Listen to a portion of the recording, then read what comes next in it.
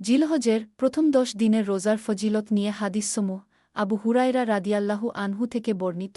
নবী মুহাম্মদ সাল্লাল্লাহু আলাইহি ওয়াসাল্লাম বলেছেন, আল্লাহর নিকট এমন কোনো দিন নেই যেদিন তার কাছে নেক আমল জিলহজের প্রথম ১০ দিনের আমলের চাইতে অধিক প্রিয় হয়। সহিহ বুখারী ৯৬৯।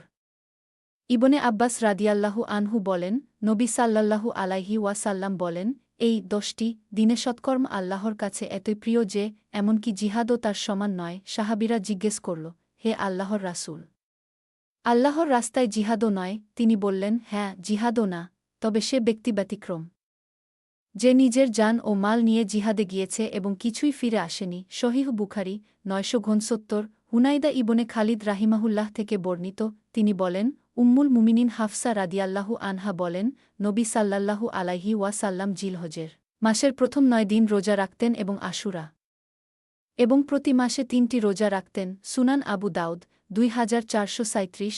নবী সাল্লাল্লাহু আলাইহি ওয়াসাল্লাম বলেছেন, জিলহজের প্রথম ১০ দিনের প্রত্যেকটি দিনের রোজা ১ বছরের রোজার সমতুল্য এবং আরাফার দিনের রোজা ২ বছরের গোনাহ মাফ করিয়ে দেয়, ১ বছর পূর্বের ও ১ বছর পরের। সুনান ইবনে মাজাহ ১৭২। আসসালামু আলাইকুম ওয়া রাহমাতুল্লাহি ওয়া বারাকাতুহু। জাজাকাল্লাহু খাইরান।